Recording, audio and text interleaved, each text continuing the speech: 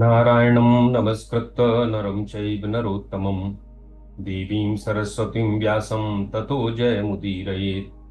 प्रपन्नपारिजाताय तोत्रवेत्रैकपाणिये ज्ञानमुद्राय कृष्णाय गीतामृतुहे नमः। वसुदेवसुतं देवं कंसचाणूरमर्दनं देवकी परमानंदम कृष्णं वंदे जगद्गुरुम्। आज हमारा दैनिक जीवन में गीता पर चर्चा का ये 80वां सत्र है और मैं आप सबका इसमें स्वागत करता हूं। आप सबका आभारी भी हूं कि आप सबके जुड़ने के कारण मुझे स्वाध्याय करने का अवसर मिलता है। आज हम 13वां अध्याय प्रारंभ करेंगे। 13वें अध्याय का नाम है क्षेत्र क्षेत्रज्ञ विभाग योग, यानी क्षेत्र और क्षेत्रज्ञ के बीच में जो विभाजन है, जिसको हम समझते हैं और जो उसकी वास्तविकता है, उसके बारे में विचार करेंगे। तो देखिए, अभी तक हमने पहला जो 6 खंड थे, 1 से लेकर 6 तक के अध्याय, वो कर्म के माने जाते हैं। ये जो 6 अध्याय थे वो ज्ञान के माने जाते हैं। 7 से 12 तक वो भक्ति के माने जाते हैं और 13 से 18 तक ये पूरा ज्ञान का खंड है। कर्म, फिर भक्ति, फिर ज्ञान। और जैसा पहले भी हमारी चर्चा हुई है कि ऐसा नहीं होता है कि कोई एक खंड होगा तो वो केवल 100% उसी का होगा, उसमें दूसरों का भी कुछ ना कुछ अंश होता है। भक्ति हम करेंगे तो हमें ज्ञान की जरूरत पड़ेगी और हमें कर्म की भी जरूरत पड़ेगी। पूजा करेंगे, उपासना करेंगे, यज्ञ करेंगे, कर्म है। ज्ञान के लिए भी हमें भक्ति की जरूरत पड़ती है। भगवान शंकराचार्य ने ज्ञान मार्गी थे, अद्वैत दर्शन दिया, लेकिन उन्होंने भी इतने भावपूर्ण भक्ति के सूक्त लिखे, स्तोत्र लिखे विभिन्न देवी देवताओं के, तो उसकी बराबरी कोई नहीं कर सकता। इतना भाव और इतनी भक्ति उनके अंदर थी। तो हमने जो 3 खंड कहे हैं, पहले कर्म, फिर भक्ति और फिर ज्ञान। तो जो ज्ञान का खंड है, ऐसा नहीं है कि ये पहली बार शुरू हो रहा हो।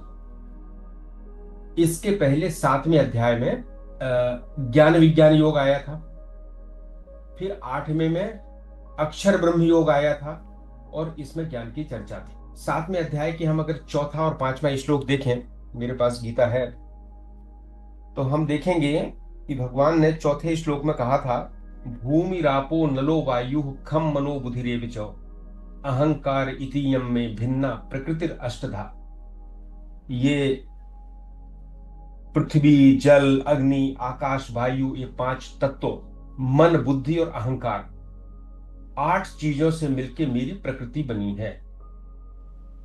उसके ये तत्व हैं। और फिर एक कौन सी प्रकृति है ये निम्न स्तरीय प्रकृति है, अपरा प्रकृति है।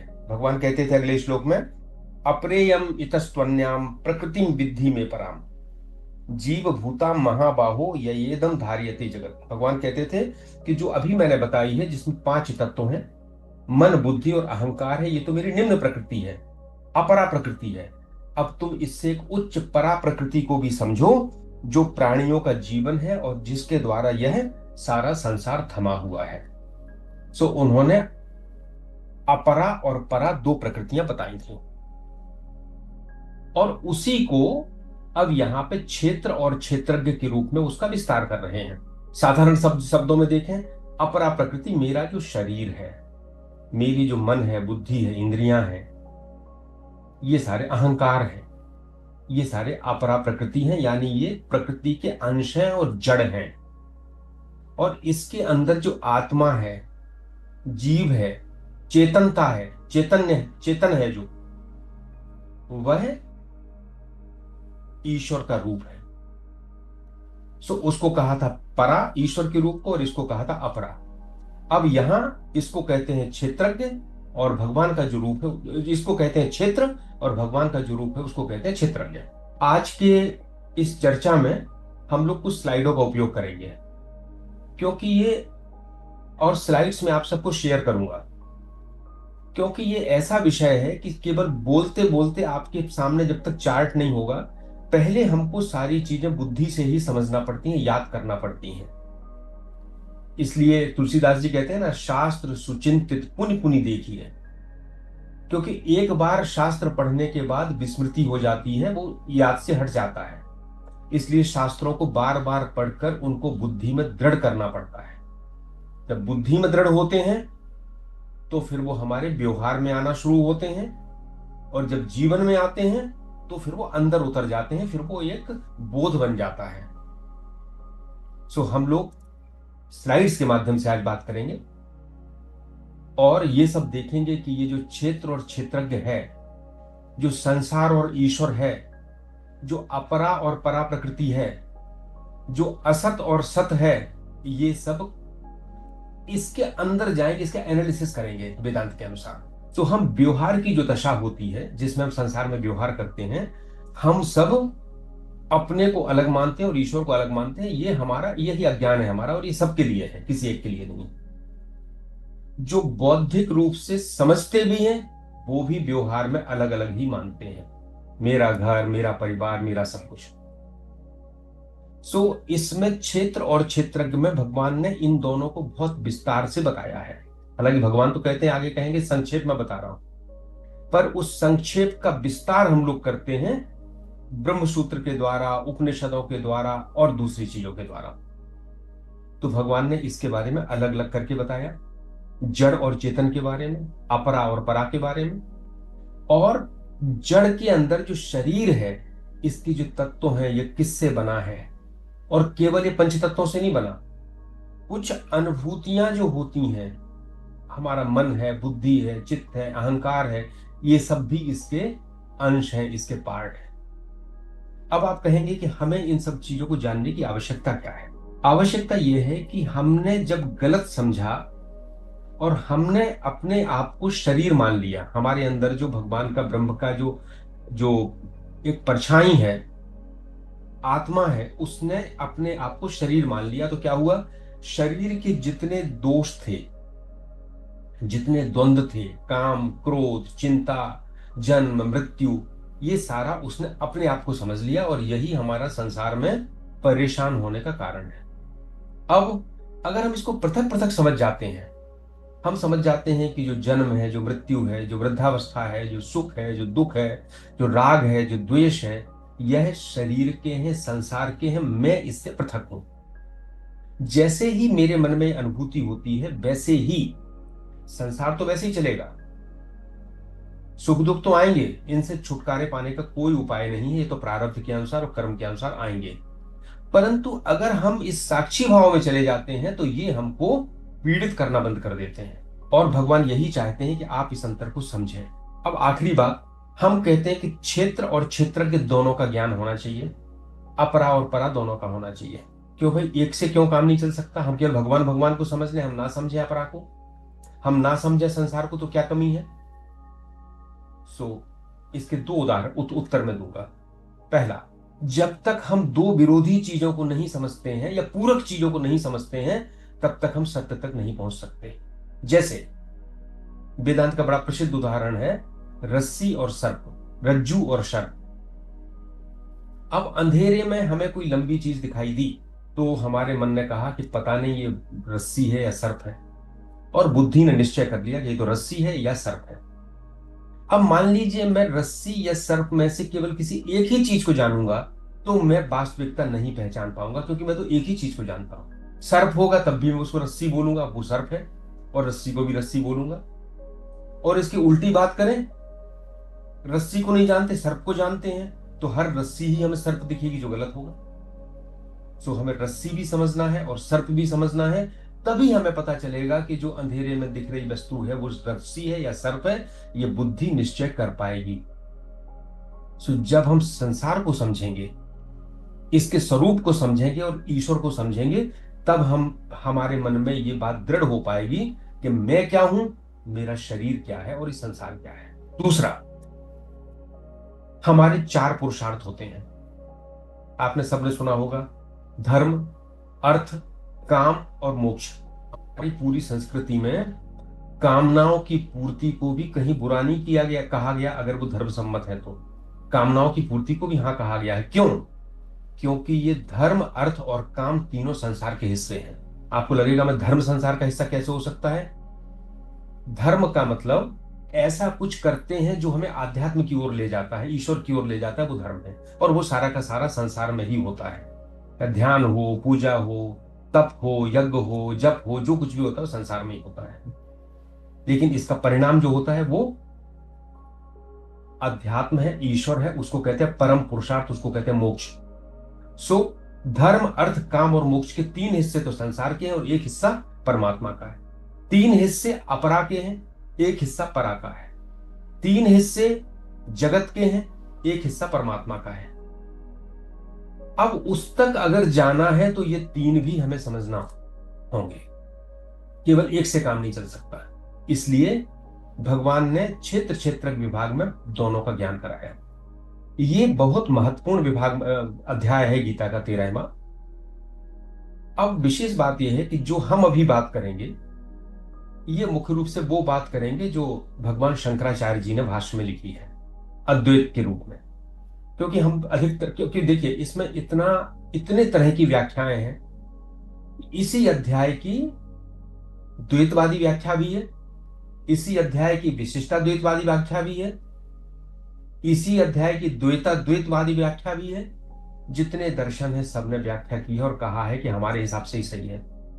और हम जब सबको पढ़ते हैं तो उलझते हैं, तो हमें कहीं ना कहीं एक चीज लेना होगी। तो हमारी जो व्याख्या है वो मुख्य रूप से जो भगवान शंकराचार्य जी की व्याख्या है, और सबसे ज्यादा मान्य भी, मान्य तो मैं नहीं कहूंगा, मान्य तो सभी हैं, भक्ति मार्ग वाले अपनी मान्य करते हैं। अब एक बात ध्यान रखिए, अगर आप भक्ति मार्गी हैं, जो 12वें अध्याय तक हमने बात की है, या आप कर्म मार्गी हैं, पहले तो आपको यह भी तय करना पड़ेगा आप हैं क्या। हम लोग पूरे जीवन में यही तय नहीं कर पाते, आगे ये बात आएगी। दूसरे अध्याय में आ चुका है जिसमें कहा था कि श्रुति विप्रतिपन्नाते यथा यथा स्थास्यति, इस तरह के श्लोक है। विभिन्न विभिन्न प्रकार के ग्रंथों से पढ़ी हुई जब जानकारी से तुम्हारी जो बुद्धि भ्रमित हो गई है, ये जब स्थिर हो जाएगी। सो अलग अलग ग्रंथों में अलग अलग जानकारियां हैं, अपने अपने मत के अनुसार सभी मार्ग हैं जो ईश्वर तक जाते हैं। भगवान ने कहा भी था कि सांख्य और योग दोनों एक ही है। एकम सांख्यम च योगम च यह पश्यति स पश्यति, जो दोनों को एक देखता है वो ही देखता है, भगवान ने कहा था। सो अब हम ये कहना चाहते हैं कि अभी तक हमने कर्म की बात की, भक्ति की बात की, ज्ञान की बात कर रहे हैं। सो आप अगर कर्म मार्गी हैं और भक्ति मार्गी हैं तो भी इसकी प्रारंभिक जानकारी आपको जरूरी है, ताकि जब आप समझेंगे कि ईश्वर क्या है, उसका स्वरूप क्या है, ज्ञान के आधार पर, तो आपकी भक्ति ज्यादा दृढ़ हो जाएगी। जब आप इसको समझेंगे तो आप कर्म में से फल त्याग और कर्तव्य के अहंकार से मुक्त होने में आपको आसानी होगी। और जो ज्ञान मार्गी हैं उनको तो अपने विवेक के द्वारा सत और असत को अलग अलग करना है, क्षेत्र क्षेत्र को अलग अलग करना है, और विचार के माध्यम से उस लक्ष्य तक पहुंचना है। तो जो ज्ञान मार्गी है वो तो जो अभी 13वां अध्याय है इसको रट लें, घोटन कर लें, बुद्धि में रख लें, एक भी चीज उनको नहीं भूलना है, चाहे वो पंचीकरण हो चाहे कुछ हो। लेकिन जो दूसरे मार्ग वाले हैं उनके लिए साधारण जानकारी बहुत आवश्यक है, ताकि उनका अपने मत में उनकी स्थिति दृढ़ हो सके। अब हम इस पृष्ठभूमि में हम 13वां अध्याय प्रारंभ करते हैं। 13वें अध्याय में जो पहला श्लोक है उसको अगर मिला लेते हैं तो गीता में कुल 701 श्लोक हो जाते हैं। इसको मिला लेते हैं जो हम श्लोक अभी कहने वाले हैं। लेकिन गीता 700 श्लोकों की है, तो बात है कि ये श्लोक कहां से आया। सो अधिकतर जो विद्वान हैं वो कहते हैं ये प्रक्षिप्त है, इसको बाद में जोड़ दिया गया। और भगवान शंकराचार्य जी ने अपने भाष्य में भी इसको प्रक्षिप्त माना है कि बाद में जोड़ा गया है, क्योंकि 701 एक नहीं होते, 700 ही होते हैं। इसलिए इसको आप देखेंगे जो बहुत सी पुस्तकें हैं, मेरे ख्याल से गीता प्रेस गोरखपुर में भी इसको 0 नंबर दिया गया है, 13.0। पर इसके विपरीत मत भी है। एक भाष्य के बहुत बड़े विद्वान हैं, प्राचीन है, नाम मुझे एकदम याद नहीं आ रहा, शायद सरस्वती ऐसा कुछ है। वो कहते हैं कि 16वें अध्याय का 5वां श्लोक प्रक्षिप्त है, क्योंकि वो जहां आया है वो बात भगवान जो कह रहे हैं कि उस श्लोक में कि ये कहूंगा, वो बात पहले ही आ चुकी है, तो बोले यहां द्वारा कहने की जरूरत नहीं थी। तो वो 16वें अध्याय के 5वें श्लोक को 0 कर देते हैं और इसको जोड़ लेते हैं। हमें कुछ नहीं करना। हम लोग अगर शंकराचार्य जी की बात को, भाष्य को आधार लेते हैं तो यह श्लोक प्रक्षिप्त है। पर प्रक्षिप्त है, फिर भी हम इसको पढ़ेंगे। क्यों? इसलिए पढ़ेंगे कि यह श्लोक बताता है कि अर्जुन ने क्या क्या पूछा और भगवान क्या क्या उत्तर देने वाले हैं। सो हमें ये इस अध्याय की एक रूपरेखा बता देता है श्लोक। तो क्या बुराई नहीं है, भले वो प्रक्षिप्त है। तो ये श्लोक है, अर्जुन उवाच प्रकृतिं पुरुषं चैव क्षेत्रं क्षेत्रज्ञम् एव च एतद्वेदितुमिच्छामि ज्ञानं ज्ञेयं च केशव। बड़ा साधारण प्रश्न है। हे केशव, मैं जानना चाहता हूं क्या क्या? प्रकृतिम पुरुषम चैव, प्रकृति को और पुरुष को, क्षेत्रम क्षेत्रज्ञम ये विचो, क्षेत्र को और क्षेत्रज्ञ को, और एतम वेद तुम इच्छामी ज्ञानम ज्ञेयम च केशव, और ज्ञान को और ज्ञेय को। तो प्रकृति पुरुष, क्षेत्र क्षेत्रज्ञ और ज्ञान और ज्ञेय को मैं जानना चाहता हूं, ये अर्जुन कहता है। यही केवल श्लोक है और कुछ नहीं है। इसको प्रक्षिप्त मान लेते हैं, कोई बात नहीं, लेकिन हमें पता चल गया कि अर्जुन के इस प्रश्न के उत्तर में भगवान हमको प्रकृति पुरुष, क्षेत्र क्षेत्रज्ञ, ज्ञान ज्ञेय, इस तरह से जो विभाजन है इन सब के बारे में स्पष्ट रूप से बताने वाले हैं। पहला श्लोक 13वें अध्याय का। श्री भगवान उवाच इदं शरीरं कौन्तेय क्षेत्रं वित्तविधीयते एतद्यो वेत्ति तं प्राहुः क्षेत्रज्ञ इति तद्विदः। भगवान कहते हैं इदम शरीरम कौन्तेय, हे कौन्तेय यह शरीर, क्षेत्रम इत्तविधीयते, यह शरीर को, इस शरीर को क्षेत्र कहते हैं। एतद यो वेत्ति तम प्राहुः क्षेत्रज्ञ इति तद्विदः, जो इसको जानता है उसको तत्वज्ञानी क्षेत्रज्ञ कहते हैं। यह शरीर क्षेत्र है और इसको जो जानता है उसको तत्वज्ञानी क्षेत्रज्ञ कहते हैं। अब आप ये मत समझिए कि हम भी अपने शरीर को जानते हैं। हम अपने शरीर को बिल्कुल नहीं जानते।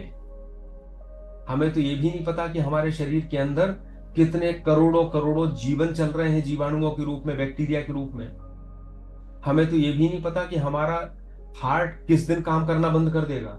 अरे हमें तो अपनी दिनचर्या भी नहीं पता कि सवेरे हम उठेंगे तो बाथरूम कितने बजे जाएंगे, टॉयलेट कितने बजे जाएंगे और खाना कितने बजे खाएंगे, या भूख हमें कितने बजे लगेगी। ये भी सब अपने आप हो रहा है, हम कुछ नहीं जानते। हमारे शरीर में कितनी बीमारियां पल रही हैं हम तो ये भी नहीं जानते। सो ये मत सोचिए कि शरीर को जानने वाला क्षेत्रज्ञ तो हमने देख लिया तो हम शरीर को जानने वाले हो गए। आइए हम इसमें अंदर विचार करते हैं और इस श्लोक के बाद स्लाइड्स लेंगे। इस श्लोक में थोड़ी सी बात करेंगे। देखो, हम अपने शरीर को हमेशा क्या कहते हैं? मेरा शरीर। ठीक है, मैं कहता हूं मैं बीमार हो गया, मुझे भूख लगी। अब बीमार होना तो शरीर का लक्षण है, भूख लगना शरीर का लक्षण है। पर हम कभी ये नहीं कहते कि इस शरीर को भूख लगी, ये नहीं बोलते हम कभी। हम कहते मुझे भूख लगी, मेरे शरीर इसको लगी। तो हम शरीर को हमेशा मैं से लेते हैं, क्योंकि हमारे मन में ये जन्म जन्मांतर के कारण ये धारणा दृढ़ है कि जो ये शरीर है वही मैं हूं। लेकिन भगवान ने बड़ा अच्छा शब्द दिया, इदम शरीरम, यह शरीर। तो जैसे हम कहते हैं ना, यह पक्षी, यह जानवर, यह पेड़। तो जैसे ही हम यह बोलते हैं इसका मतलब वो मेरे से दूर हो गया और अपने के लिए मैं बोलता हूं। लेकिन भगवान कहते हैं यह शरीर, मतलब वो हम अगर ये भाव रखें कि यह शरीर, इसका मतलब हमारे भाव में आ गया कि यह शरीर मैंने मैं अलग हो गया। जैसा मैं पक्षी से अलग था, यह पक्षी, यह वृक्ष, यह व्यक्ति अलग था मैं, इसी तरह यह शरीर, मेरा शरीर ने यह शरीर। तो भगवान ने इदम शरीरम। सो कहते हैं सारा झगड़ा ही इसी बात का है कि हमने इदम की जगह मम कर दिया, इसीलिए सारा बंधन शुरू हो गया। सो भगवान कहते हैं इदम शरीरम कौन्तेय क्षेत्रम मित्तविधीयते। तो यह शरीर को, इस शरीर को क्षेत्र क्यों कहते हैं? क्षेत्र का है भगवान ने दो कारणों से कहते हैं। एक तो होता है संस्कृत में जो क्षा धातु है वो क्षरण की वृत्ति, क्षरण है, क्योंकि धातुओं से शब्दों की व्युत्पत्ति होती है। सो जो निरंतर क्षरित होता रहता है, विनाश की तरफ जाता रहता है, इसलिए उसको क्षेत्र कहा है। यह क्षेत्र, ये विनाश की तरफ जा रहा है, सो एक संज्ञा दे दी उसको क्षेत्र। दूसरा ये होता है कि संस्कृत में क्षेत्र का अर्थ होता है खेत, फील्ड। और खेत में हम क्या करते हैं? हम खेत में बीज बोते हैं, उससे फसल प्राप्त करते हैं, परिणाम प्राप्त करते हैं। सो ये जो क्षेत्र है जिसको भगवान क्षेत्र कह रहे हैं, यह शरीर है। अगर ये शरीर ना होता तो आत्मा का जो क्रियाकलाप चल रहे हैं वो भी ना होते। सो क्षेत्र उस आत्मा के लिए आधार दे रहा है, कोष दे रहा है, और उसमें जो अच्छे बुरे कर्म हो रहे हैं उस शरीर के द्वारा, उसका चित्त पर संस्कार पड़ रहा है, और उसी कारण पुनर्जन्म की श्रृंखला चल रही है, उसी के कारण बंधन चल रहा है। सो यह खेत है जहां पर आत्मा आई, उस और इसमें कुछ कर्म हुए, उनके परिणाम स्वरूप ये सारी प्रक्रिया चल गई, परिणाम मिलना शुरू हो गए। तो जिस प्रकार खेत में बीज बोते हैं, इसी प्रकार इस खेत में, इस क्षेत्र में वो आत्मा जीव के रूप में है, बीज है, और उससे ये सारा संसार चक्र चल रहा है। सो इदम शरीरम कौन्तेय क्षेत्रमित्त विधीयते एतद यो वेत्ति तम प्राहु। जो इसको ऐसा जानता है उसको क्षेत्रज्ञ कहते हैं। जानना कैसा? देखो, हमारा जो है, हमारा सारा जो हम समझते हैं वो सारा उपाधियों से जुड़ा है। जैसे मैं धनी हूं, मैं विद्वान हूं, क्योंकि मेरे पास विद्वता की उपाधि है, विद्वता है इसलिए विद्वान बोलने लगे, धन है इसलिए धनी बोलने लगे। मैं 4 महीने पहले तक, 6 महीने पहले तक शासकीय सेवा में था, तो मुझे लोग कहते थे कि मैं कमिश्नर साहब हैं, सेक्रेटरी हैं। आज कोई नहीं कहता, क्योंकि उपाधि चली गई तो वो चीज समाप्त हो गई। धन चला जाएगा, धनवान खत्म हो जाएगा। विद्या भूल जाएंगे, विद्वान खत्म हो जाएंगे। पद चला जाएगा, आप कलेक्टर हैं, कमिश्नर हैं, प्रोफेसर हैं, डॉक्टर हैं, वो चला जाएगा। तो यहां भगवान ने ये उपाधियां बता के, क्षेत्र बता के, कि क्षेत्र की जो पहचान है वो उपाधियों के कारण है, उपाधियों से जीव जुड़ा हुआ है, यही संसार का चक्र है। और जब हम उपाधियों को बड़ा मानते हैं, इसलिए इसका मतलब हम अपने को कुछ नहीं मान रहे, हमने अपने अस्तित्व को भुला दिया। क्योंकि जब हम धनी नहीं रहे तब भी मैं तो हूं ना। अब ये कहने की गलती है, मैं हूं। मैं हूं कहना भी अहंकार है, क्योंकि ईश्वर है, एग्जिस्टेंस है, बीइंग है, और उसके उसके अंश के रूप में हमारा भी एग्जिस्टेंस है, अस्तित्व है, हमारी बीइंग है। और उसको मैंने क्या कह दिया? जो है, जैसा ईश्वर है वैसा मैं भी है, लेकिन हमने कहा मैं हूं। सो इस है को मैं हूं में बदल दिया। मैं मतलब क्षेत्र, और हूं माने अस्तित्व, है को हूं में बदल दिया। तो ये बड़ा रोचक है, थोड़ा सा शब्दों का खेल है। तो विद्वान कहते हैं कि मैं हूं को अगर है कि अस्तित्व में बदल दिया जाए तो ये सारा झंझट खत्म हो जाएगा। ये हमारे भाव है। तो क्षेत्र की बात हम कर रहे थे, कि क्षेत्र उपाधियों की बात कर रहे थे, और क्षेत्र का मतलब केवल शरीर नहीं है। एक बार और ध्यान रखिएगा, क्षेत्र का मतलब इस शरीर से हम जो कुछ भी देखते हैं दृश्य जगत में, वो सब भी क्षेत्र है। हमारे अंदर जड़ से बने हुए मन बुद्धि चेतन जो है, वो भी क्षेत्र के अंश है। एतद यो वेत्ति, कौन जानता है? जो अंदर जीवात्मा है, जो ईश्वर का अंश है, जिसको हम क्षेत्रज्ञ कहते हैं। तम प्राहु इति तद्विदः। अगर हम इसका संबंध खत्म कर दें तो जो क्षेत्र है, क्षेत्रज्ञ है, ईश्वर का अंश है, वो परमात्मा हो जाएगा। केवल इसीलिए क्षेत्रज्ञ है क्योंकि उसने इससे संबंध माना है। तो कैसे देखता है? तम प्राहु इति तद्विदः। जैसे अब एक बड़ा अच्छा वेदांत में शब्द है, उसको बोलते हैं करतल आंवलकवत। जैसे हथेली पे आंवला रखा हुआ दिखाई देता है, इसी तरह जो इसको देखता है करतल आंवलकवत, वही क्षेत्रज्ञ है। ये थोड़ा सा बहुत बार बार मनन करना पड़ेगा, विचार करना पड़ेगा। हम अब स्लाइड के ऊपर आते हैं, जिसके माध्यम से हम आपको इन सब चीजों के बारे में समझाने का, चर्चा करने का प्रयास करेंगे। तो इदम शरीरम कौन्तेय क्षेत्रमित्त विधीयते एतद् यो वेत्ति तम प्राहु क्षेत्रज्ञ इति तद्विदः। तो हम शुरू करते हैं क्षेत्र से। पहले क्षेत्र की बात करते हैं। तो क्षेत्र जो हमारा शरीर है, हम जितना इसको देखते हैं वहीं तक सीमित नहीं है। आप देखेंगे स्लाइड में 3 तरह के शरीर होते हैं, स्थूल, सूक्ष्म और कारण। स्थूल शरीर कौन सा है? जो 5 महाभूतों से निर्मित है, जिसको हम छूते हैं, देखते हैं, कहते हैं बड़ा सुंदर है, बड़ा बदसूरत है, मोटा है, पतला है। ये जिसको हम देख रहे हैं, ये हमारा स्थूल शरीर है। और हमारे जो कर्म फल होते हैं, उनका भोग तो कौन करता है? भोग तो जीव करता है। लेकिन जीव जब इस शरीर में होता है तभी भोग करता है, तो जीव के कर्म फल के भोग करने का स्थान स्थूल शरीर है। अब स्थूल शरीर की विशेषताएं होती हैं, इन सब चीजों को आप बाद में भी स्लाइड रख के विचार करिए क्या विशेषताएं होती हैं। एक तो इसका अस्तित्व होता है, इस संसार के अंदर विद्यमान होता है, अस्थि। इसका जन्म होता है, कोई भी शरीर ऐसा नहीं है जिसका जन्म नहीं होता।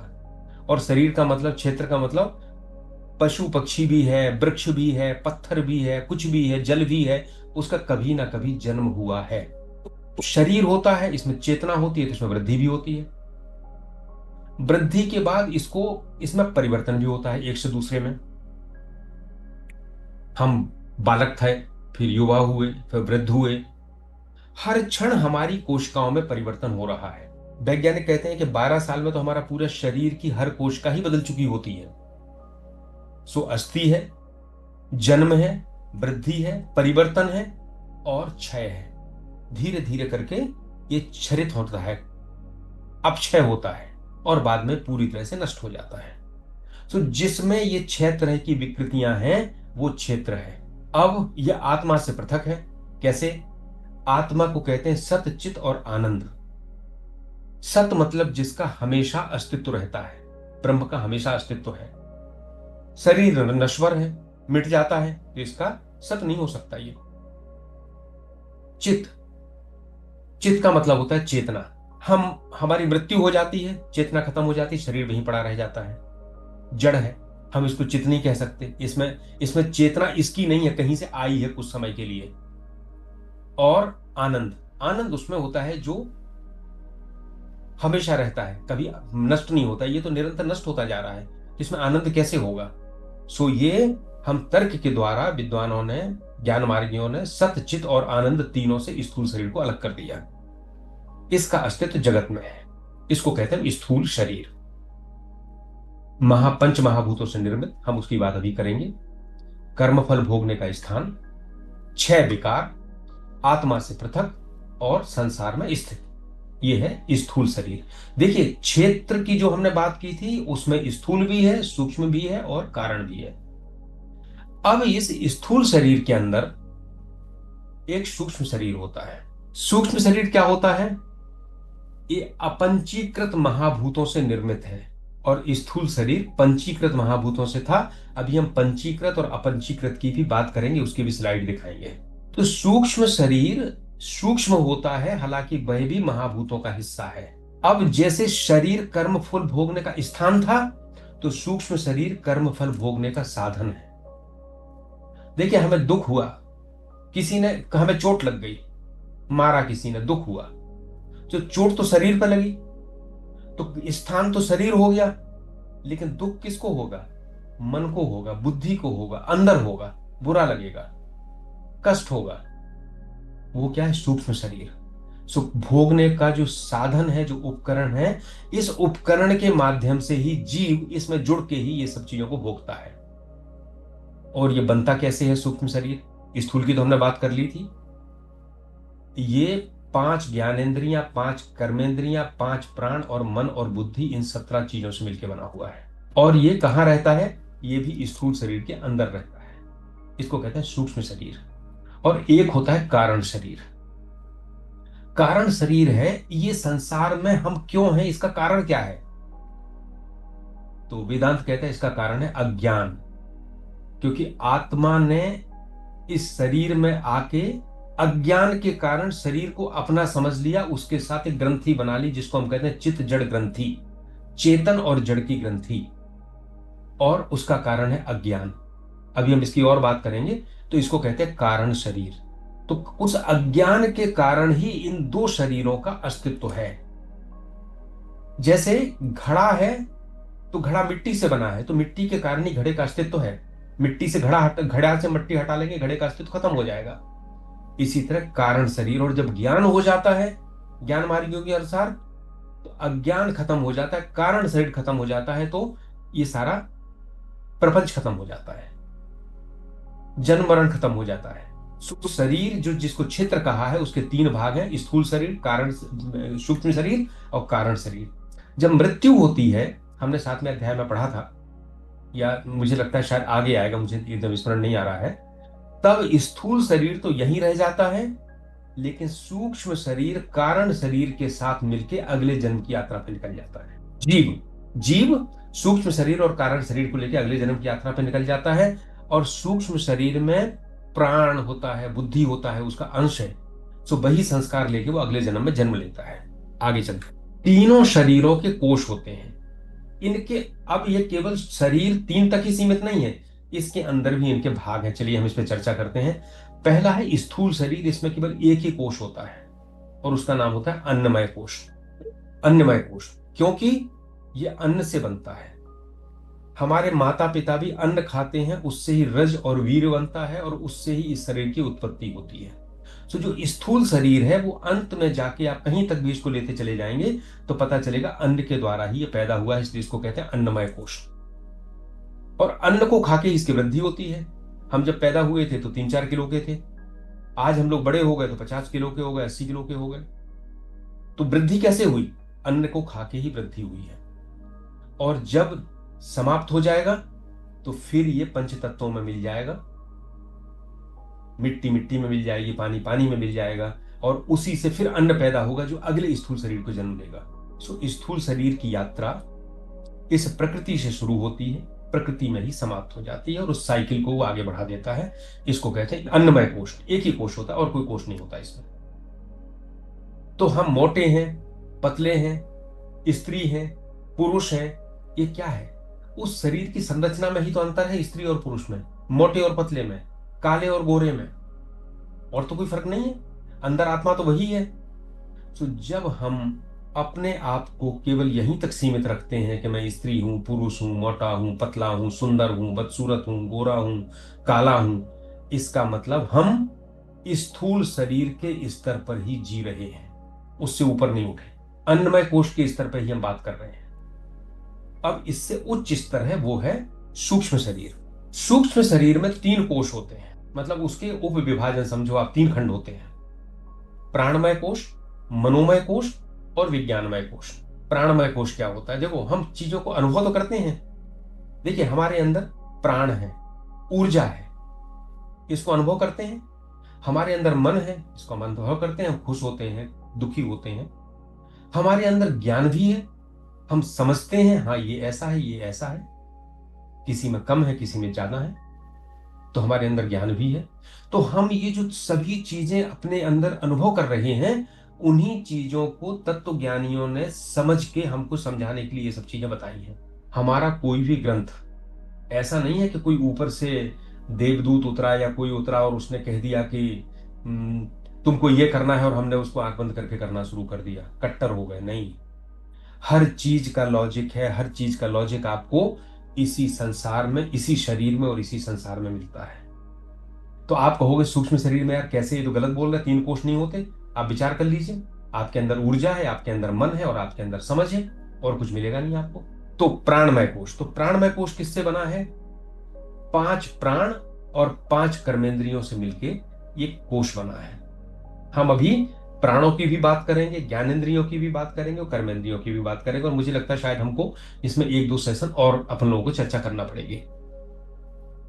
सो जो जीव है वो प्राणमय कोष से संलग्न होता है, तो उसको भूखा होना, प्यासा होना, चलना फिरना, ऊर्जा होना, ऊर्जा ना होना, इन सब का अनुभव होता है। मनोमय कोष, 5 ज्ञानेंद्रियां जिससे हम संसार को समझते हैं, रूप, रस, स्पर्श, गंध और शब्द। इन 5 चीजों को जो हम ज्ञानेंद्रियों से समझते हैं, आंख, नाक, कान, मुख और त्वचा, ये और मन मिलके मनोमय कोष बनता है। अब इंद्रियों को ये मत समझिए जो आंख हमें दिखाई दे रही है, गोला हमें दिखाई दे रहा है, ये आंख है, नहीं। अभी हम इसके अंदर भी जाएंगे, इसकी भी बात वेदांत करेगा। सो जब आत्मा मनोमय कोष के साथ, जीव मनोमय कोष के साथ संलग्न होकर अपने आप को सुखी, दुखी, क्रोधी, कृतज्ञ, जितने अनुभव है भावों के, वो मन के द्वारा आते हैं। मन ही बताता है कि मुझे अच्छा लग रहा है, मुझे बुरा लग रहा है, मैं बोर हो रहा हूं, मैं, मुझे पता ही नहीं चला समय पिक्चर देखने में कब निकल गया, मैं दुख में बैठा तो 1 सेकंड भी एक युग के बराबर लगा। ये सब हमारे मनोमय कोष के काम है। और तीसरा कोश होता है विज्ञानमय कोश। विज्ञानमय 5 ज्ञानेंद्रिय और बुद्धि से मिलकर बनता है। ज्ञानेंद्रिय तो वही है, लेकिन यहां बुद्धि है। मन और बुद्धि में भी फर्क है। मन वो है जो किसी चीज को देख के संकल्प विकल्प करता है, जो तय नहीं कर पाता, फिर वो बुद्धि के पास जाता है और प्रस्तुत कर देता है विषय, अब आप तय करिए। तो बुद्धि उसको निश्चयात्मक कर देती है, निश्चय कर देती है, वृत्ति बुद्धि है। सो जो निश्चयात्मक वृत्ति है वो जब 5 ज्ञानेंद्रियों के साथ मिलकर विज्ञानमय कोश बनाती है, तो हमें लगता है कि मैंने ये समझा, मैंने ये नहीं समझा। और वेदांत कहता है इन तीनों कोशों के अनुभव हैं ये त्रुटिपूर्ण है, असत्य है, ये मिथ्या है। बड़ा मजेदार बात है, हम जिस संसार में हमेशा अनुभव ले रहे हैं उसको ही कहता है कि मिथ्या है। इसको भी हम आगे चल के बात करेंगे इसके बारे में। स्थूल शरीर का एक कोश, देखिए क्षेत्र के का अर्थ शरीर। शरीर 3 तरह का, स्थूल शरीर, सूक्ष्म शरीर और कारण शरीर। स्थूल शरीर में केवल एक कोश, अन्नमय कोश। सूक्ष्म शरीर में 3 कोश, प्राणमय कोश, मनोमय कोश और विज्ञानमय कोश। और अब बचा हमारा तीसरा कारण शरीर, इसको कहते हैं आनंदमय कोश। अच्छा, कैसे कारणमय शरीर? देखो बड़ा मजेदार बात है। हम मन को समझते हैं, हम शरीर को समझते हैं जितना हम समझ पाते हैं। हम मन को भी समझते हैं कि हमें ये हो गया, अच्छा लगा, बुरा लगा, सुख हुआ, दुख हुआ। हम बुद्धि को भी समझते हैं, लेकिन क्या हम बुद्धि के परे जो है उसको समझते हैं? नहीं पता। इसलिए वो अज्ञान है जिसको हम नहीं समझते हैं। वही हमारा स्वभाव है, वही हमारी प्रकृति है जो जन्म जन्मांतर के संस्कार से मिलके आई है। और वो क्या है कारण शरीर? बुद्धि के पीछे जो आत्मा का, ईश्वर का अंश आत्मा है, उन दोनों ने मिलके जो गांठ बनाई है जिसको चित्त और जड़ की ग्रंथि कहते हैं, चित्त जड़ ग्रंथि, वो ग्रंथि ही कारण शरीर है। और हम वहां तक नहीं जा पाते। वो क्यों बनी? अज्ञान के कारण बनी। आत्मा ने अपने आप को ईश्वर का अंश ना मान के संसार का अंश माना, इसलिए वो ग्रंथि बनी। तो वो है कारण शरीर, और उसी के कारण ये सारा संसार है। अब बड़ी मजेदार बात है, इसको आनंदमय कोश भी कहते हैं। आप कहेंगे अज्ञान है, आनंदमय कोश कैसे है? इसलिए है कि हम 3 अवस्थाओं की बात करेंगे, तब हम इस पर डिटेल में बात करेंगे। पर कुल मिला के हम आपको छोटी सी बात कहेंगे। जब हम गहरी निद्रा में चले जाते हैं, सुषुप्ति में चले जाते हैं, तो न मन का आभास होता है, न बुद्धि का आभास होता है। दोनों खत्म हो जाते हैं, बुद्धि लीन हो जाती है। किसमें? कारण शरीर में। और फिर नींद के अंदर हमें केवल आनंद के अलावा कुछ नहीं आता। वो कारण शरीर की अवस्था है। हम रोगी हैं, सो जाएंगे तो रोग का पता नहीं चलेगा। हमें दरिद्रता का दुख है, हम सो जाएंगे तो हमें पता ही नहीं चलेगा कि हम राजा हैं कि रंक हैं। वो आनंद ही आनंद है उस सुषुप्ति में, जो स्वप्न के भी परे की बात है। इसलिए इसको कहते हैं कारण शरीर। इसको कहते हैं, इसका एक ही कोश होता है, उसको कहते हैं आनंदमय कोश। अन्नमय कोश, फिर सूक्ष्म शरीर के 3 कोश, मनोमय, प्राणमय, मनोमय और विज्ञानमय। और कारण शरीर का केवल एक ही कोश, जो आनंदमय कोश। जब तक हम जीवित हैं तब तक आनंद प्राप्त करना चाहते हैं तो हमें 2 तरीके हैं। या तो हम संसार में जाते हैं, कुछ वस्तुएं प्राप्त करते हैं। वस्तुओं से जो सुख प्राप्त होता है अस्थायी रूप से, वेदांत कहता है वह भी इसी आत्मा के आनंद की एक झलक है, इससे अलावा कुछ नहीं है। और जो हम कितना भी अच्छा हमारे सामने भोग रखा हो, कितना भी बड़ा सम्मान मिल रहा हो, कोई आनंद सुषुप्ति के आनंद की बराबरी नहीं कर सकता। बैठे बैठे ही सो जाते हैं, वो तो हमें चाहिए। सबसे बड़ा आनंद है कारण शरीर का, आनंदमय कोश का। तो आत्मा जो है वो इन सब से अतीत है, इसलिए इतना बताया गया है। आत्मा इसमें से कुछ भी नहीं है। क्षेत्रज्ञ की जो बात कर रहे हैं ईश्वर के अंश की, वो इसमें से कुछ भी नहीं है। हम घर में रहते हैं, हमारे पास घर में वस्त्र है, कार है, बहुत सी चीजें हैं, पर हम ना तो घर हैं, ना कार है, ना धन है, ना संपत्ति है। हम कुछ नहीं है, हम अलग हैं। इसी तरह से आत्मा इन 5 कोशों में निवास करती है, इस स्थूल शरीर के अंदर निवास करती है। हालांकि निवास शब्द भी सही नहीं होता, पर समस्या यह है कि जो ब्रह्म है, जो आत्मा है, उसके लिए जो भाषा है वो सपोर्ट ही नहीं करती। वो निवास करती है तो ऐसा लगता है जैसे वो आके इसमें निवास करने लगी हो। तो सर्वव्यापी है, वो तो केवल प्रतिफलित हो रही है इसके अंदर। तो जैसे हम निवास करते हैं, लेकिन हम घर नहीं हो जाते, हम धन नहीं हो जाते, हम संपत्ति नहीं हो जाते। हम घर के कारण घर वाले हो सकते हैं, हमने उपाधि धारण कर ली। संपत्ति के कारण धनी हो सकते हैं, हमने उपाधि धारण कर ली, लेकिन हम वो नहीं हो जाते। इसी तरह आत्मा जो है, उसने उपाधियां धारण करके जीव जरूर बन गई है, लेकिन वो इनमें से कुछ भी नहीं है। और यह समझाने के लिए ही इतनी शरीर की हमने इतनी बात अभी तक की। आगे चलते हैं। अब शरीर की अवस्थाएं भी हैं, इसी क्षेत्र के, अपन क्षेत्र के ही अंतर्गत बात कर रहे हैं। एक बार फिर से रिपीट कर दूं। क्षेत्र के अंतर्गत शरीर, शरीर तीन तरह का, स्थूल, सूक्ष्म और कारण। तीनों शरीरों के कोष, स्थूल शरीर का कोष अन्नमय कोष, सूक्ष्म शरीर का प्राणमय, मनोमय और विज्ञानमय, और कारण शरीर का आनंदमय। यहां तक बात हो गई थी। अब हम देखते हैं कि यार हमारा शरीर ही थोड़ी है, हम शरीर में तो हमारी अवस्थाएं भी होती हैं। हम जागृत में कुछ देखते हैं, स्वप्न में कुछ देखते हैं, सुषुप्ति में कुछ देखते हैं। सो इन तीनों जो अवस्थाएं हैं, यह भी आत्मा से पृथक है। तो हम इसकी बात करेंगे। सबसे पहले जागृत, आपको दिख रहा होगा, इस पे देखिएगा स्क्रीन पे। जागृत में क्या होता है, हमारी जो ज्ञान इंद्रियां हैं वो विषयों को ग्रहण करती हैं। वो देखती हैं कि ये गुलाब का फूल है, अच्छा आंख ने देखा फूल है, नाक ने कहा अरे इसकी सुगंध आ रही, सुगंध भी आ रही है ना।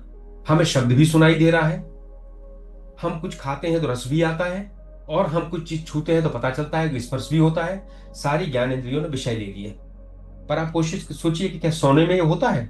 आप सो रहे हैं और आपके सामने कोई गुलाब का फूल आ जाए, आपको पता ही नहीं चलेगा, क्योंकि इंद्रियों ने सोने के समय वो चीज, इंद्रियां जो जागृत में ग्रहण कर रही हैं, सुप्त अवस्था में ग्रहण नहीं करती है। सो जागृत अवस्था की पहली विशेषता हुई, इंद्रियां विषयों को ग्रहण करती हैं। दूसरा, जब हम जागृत होते हैं तो सूक्ष्म और कारण शरीर और स्थूल शरीर, तीनों शरीरों से आत्मा का संबंध होता है। तीनों शरीर एक्टिव होते हैं, हम ये कह सकते हैं। और आत्मा यानी जीव हमारा इस सब का ज्ञान प्राप्त करता है। और एक और महत्वपूर्ण बात है कि इस अवस्था में हमें हमें डिफरेंस का अनुभव होता है, नानत्व का अनुभव होता है। नाना प्रकार की चीजें विविध विविध प्रकार की दिखती हैं।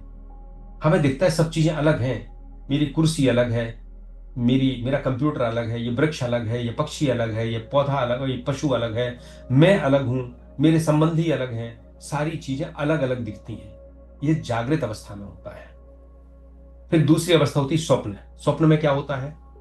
जागृत अवस्था में हम जो अनुभव करते हैं, उन अनुभवों के कारण हमारे अंदर जो वासना पैदा होती है, वह स्वप्न में एक प्रपंच रच देती है।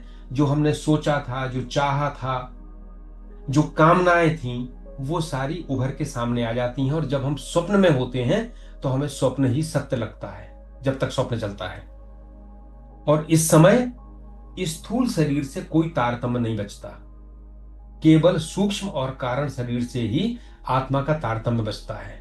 और अगला है, ये जो प्रपंच है, जो स्वप्न में चल रहा है, इसमें जो बाहर का संसार है ये कोई मदद नहीं करता, ये बाहर अलग हो जाता है। क्या क्या स्वप्न में आपको दोपहरी दिख रही है, लेकिन जहां आप सो रहे हैं वो तो घनी रात है, सूर्य तो वहां है ही नहीं, लेकिन स्वप्न में आपको सूर्य दिख रहा है। सो ये जो स्थूल सूर्य है, स्थूल शरीर है, स्थूल संसार है, यह स्वप्न से अलग हो गया। और एक और है, स्वप्न में भी हम सभी को उसी प्रकार पृथक पृथक अनुभव करते हैं जैसे हम जागृत अवस्था में करते हैं। तो जागृत, स्वप्न, और एक हो गया सुषुप्ति। सुषुप्ति में क्या होता है? दोनों से परे की अवस्था है, सुख दुख से परे की अवस्था है। जो हमने कहा था, बुद्धि के परे जब चले जाते हैं, जब बुद्धि लीन हो जाती है उस अविद्या में, उस अज्ञान में जो कारण शरीर में है, तब हमें मन का आभास और बुद्धि का आभास नहीं होता। और सारी चिंताएं, सारे परेशानियां, सारे सुख दुख जो भी है, वो सब मन और बुद्धि के कारण ही है। तो सब समाप्त हो जाते हैं, आनंद ही आनंद हो जाता है। उस समय केवल एक ही शरीर रहता है, कारण शरीर। ना तो सूक्ष्म शरीर का अस्तित्व रहता है, ना स्थूल शरीर का अस्तित्व रहता है। और जो विविधता थी वो भी समाप्त हो जाती है, नानत्व तो भी समाप्त हो जाता है, एकता ही होती है, सब कुछ एक ही आनंद बचता है। हम जो भगवान की बात करते हैं, भगवान तक जाना चाहते हैं, तो ऐसा नहीं है कि वो कोई कपोल कल्पना हो। वो आप इन अवस्थाओं में ही देख लीजिए कि आप किस तरह से एक प्रकृति ने आपको एक एक सुविधा दी है कि यहां तक तो जाके देख लो, इसको तो समझ लो। हम इसी को नहीं समझते, हम इसको समझेंगे तो भक्ति भी करेंगे तो हमें पता होगा भगवान क्या है जिसकी भक्ति हम करने वाले हैं। तो शरीर की तीन अवस्थाएं हो गई, जागृत, स्वप्न और सुषुप्ति। फिर आप कहेंगे तुरीय अवस्था भी होती, समाधि की। पर यहां अभी हम बात कर रहे हैं एक साधारण शरीर की, जिसको हम परिवर्तन समझाना चाहते हैं, इसलिए यहां पे उस अवस्था को अभी नहीं लिया गया है। इंद्रियों की स्लाइड आ गई, मुझे विश्वास आ गई होगी। ये शरीर जो है, अगर नहीं आई हो तो मुझे बता दीजिएगा। ये शरीर जो है, जो स्थूल शरीर है, इसमें ज्ञानेंद्रियां भी हैं और कर्मेंद्रियां भी हैं। 5 ज्ञानेंद्रियां होती हैं और 5 कर्मेंद्रियां होती हैं। ज्ञानेंद्रियां की है क्या है, जिससे हमें संसार का ज्ञान होता है। आंख जो देखती है, कान जो सुनते हैं, नाक जो गंध लेती है, जिह्वा जो रस लेती है, और त्वचा जो हमें स्पर्श के द्वारा बताती है। पूरे संसार को हम 5 चीजों के अलावा किसी अन्य चीज से नहीं समझ सकते। अब हमारी आंख और चमगादड़ के देखने का तरीका अलग अलग है। तो चमगादड़ का जो संसार होगा वो हमारा संसार नहीं हो सकता। वह अल्ट्रासोनिक साउंड्स को भी सुनती है, हम नहीं सुन पाते। तो चमगादड़ का संसार, उसकी जो भगवान ने उसको जो ज्ञानेंद्रिय दी है वो अलग होने के कारण उसका संसार बिल्कुल पृथक हो गया। पशु को उसकी जो देखने की क्षमता है, उसमें रंग देखने की क्षमता कुत्ते के पास नहीं है। वो कलर ब्लाइंड है। उसको सारा संसार हरा पीला नीला नहीं दिखता, उसको एक ही कलर में दिखता है, काला काला स्लेटी से कलर का। उसके लिए पूरा संसार अलग ही हो गया, क्योंकि उसकी ज्ञानेंद्रिय अलग है। अगर कभी किसी दूसरे लोक में जाके चमगादड़, कुत्ता और मनुष्य मिले और संसार का वर्णन करना चाहें कि संसार जहां से बॉस हम आए हैं वो कैसा है, तो तीनों लड़ पड़ेंगे आपस में, सहमत ही नहीं होंगे कि हम इसी संसार से आए हैं। सो सोचिए, जो ज्ञानेंद्रिय है वही इस संसार को बनाती है, जो अनुभव है वही इस संसार को बनाता है। कर्मेंद्रिय, 5 कर्मेंद्रिय भगवान ने हमें दी हैं जिनसे हम काम करते हैं। वो है हाथ, पैर और मुख, जिससे हम बोलते हैं। ये जिह्वा जो है वो ज्ञानेंद्रिय भी है, और कर्मेंद्रिय मुख जो है वो सामूहिक है, दोनों चीजें करता है। और 2 चीजें और हैं, एक है मलद्वार और एक है लिंग या योनि। इन 5 के द्वारा ही सारे काम होते हैं। हाथ से ग्रहण करते हैं, पैर से चलते हैं, बोलते हैं मुंह से, मल त्याग करते हैं और प्रजनन करते हैं। ये 5 चीजों से 5 तरह के होते हैं। संसार में इसके अलावा कोई काम नहीं होता, सब इसी के अंतर्गत आ जाते हैं। सो 5 कर्मेंद्रियां, 5 ज्ञानेंद्रियां हैं। लेकिन ये मत समझिए कि जो हमारी आंख दिख रही है ये हमारी ज्ञानेंद्रिय है, या जो हमारा हाथ दिख रहा है ये मेरी कर्मेंद्रिय है। ये तो उसका स्थूल रूप है जो आपको दिख रहा है, लेकिन इसकी ये शरीर का अंग है, उसका एक भाग है। इसके अंदर एक प्राणमयी इंद्री है, एक ऊर्जा है जो इसको चलाती है। अगर वो ऊर्जा नहीं होगी तो कोई डॉक्टर उस ऊर्जा को वापस नहीं ला सकता। डॉक्टर क्या करते हैं, केवल जो स्थूल शरीर है उनकी गलती नहीं है, उनका विधा ही वही है, संसार की विधा है। वो उस स्थूल में ही ऑपरेशन कर देते हैं, उसमें दवा दे देते हैं, उसको चेंज कर देते हैं, स्थूल को स्थूल पे ही काम करते हैं। सो अगर हमारा रेटिना खराब हो जाएगा तो मृत व्यक्ति का रेटिना निकाल के डॉक्टर लगा देगा तो हमारी दृष्टि आ जाएगी। पर अगर हमारे शरीर में जन्म से ही वो प्राण शक्ति नहीं है तो हम किसी का रेटिना भी लगा लें तब भी अंधापन दूर नहीं होगा। तो कहेंगे भाई तो जन्मांध है, इसको डॉक्टर कुछ नहीं कर सकते, क्योंकि उसमें वास करने वाली जो प्राणमयी इंद्रिय है, एनर्जी है, वो उसके अंदर नहीं है। और तीसरा, उसका एक देवता है। देवता क्या है, क्यों है? देखो, ये पूरा जो शरीर है, संसार है, ये बिना ब्रह्म के, बिना उस सच्चिदानंद जो अद्वितीय शक्ति है उसके बिना कुछ भी नहीं चलता। उसी की शक्तियों के जो अंश हैं वो हमको देखने भी दे रहे हैं, वही हमारे सुन रहे हैं, वही सुन रहे हैं हम, उनके माध्यम से हमें आभास हो रहा है कि मैं सुन रहा हूं। सो वो देवता का होना भी जरूरी है, इसलिए हम देवताओं की प्रार्थना करते हैं। आंख अच्छी रखना है, हम सूर्य की प्रार्थना करते हैं, अंधविश्वास नहीं है। हम उस ईश्वर से प्रार्थना करते हैं कि आपका जो अंश सूर्य के रूप में मेरे अंदर है, जो रूप को देख रहा है, उसको प्रबल करो ताकि मेरी नेत्र दृष्टि अच्छी हो जाए। और ये सभी इंद्रियां जो है, ये आत्मा नहीं है, ये सारा जड़ संसार का ही हिस्सा है। इसलिए क्षेत्र के अंतर्गत हमने शरीर की बात की थी, उसकी अवस्थाओं की बात की थी, और अब इंद्रियों की बात की। और जो तीनों इंद्रियां हैं, सॉरी, जो इंद्रियां हैं, ये इनसे ही कर्म होता है। ज्ञान इंद्रियां बताएंगी कि क्या है, और कर्म इंद्रियां उसको करेंगी। इंद्रियां नहीं हो तो कर्म नहीं हो। 7वीं स्लाइड। ज्ञानेंद्रियों और कर्मेंद्रियों को हमने देवताओं की जो ईश्वर का अंश है, उसको हमने नाम दिया है। कान का देवता, कान क्या है? शब्द सुनता है। शब्द कहाँ उत्पन्न होता है? हम पंच तत्वों की बात करेंगे तो बात करेंगे शब्द आकाश से उत्पन्न होता है। सो कान का जो देवता है उसका नाम है दिक्, त्वचा। दूसरी इंद्रिय है, ये क्या करती है? स्पर्श करती है। और आप देखेंगे पंच तत्वों में सबसे सूक्ष्म तो आकाश है, जिसमें केवल शब्द है। उससे वायु की उत्पत्ति होती है। वायु में शब्द भी है और स्पर्श भी है। वायु से आवाज भी आती है, और वायु टकराती है तो स्पर्श भी होता है। तो त्वचा जो स्पर्श करती है, उसका देवता कौन हो गया? वायु। वरुण, वरुण नहीं, वायु। अब वायु से किसकी उत्पत्ति होती है? वायु से रूप की। रूप में 3 चीजें होती हैं। दिखता भी है, इसमें थोड़ा सा, इसमें शायद इस स्लाइड में उससे गलती हो गई है। इसको हम आपको अलग तरह से बताएंगे जब इसका विषय आएगा, इसका स्लाइड भी आएगी। हम केवल ये कहना चाहते हैं कि कान जो है वो दिक् देवता है, त्वचा का वायु है। नेत्र जो ग्रंथि है वो रूप को देखती है, इसलिए उसका देवता जो है सूर्य है। जल जो है रस है, उससे ही हमें स्वाद प्राप्त होता है। अगर जल ना हो, जल तत्व ना हो, तो किसी चीज का स्वाद नहीं मिलेगा। उसको उसका देवता वरुण है। और नाक जो है, जो गंध लेती है, उसका देवता अश्विनी कुमार है।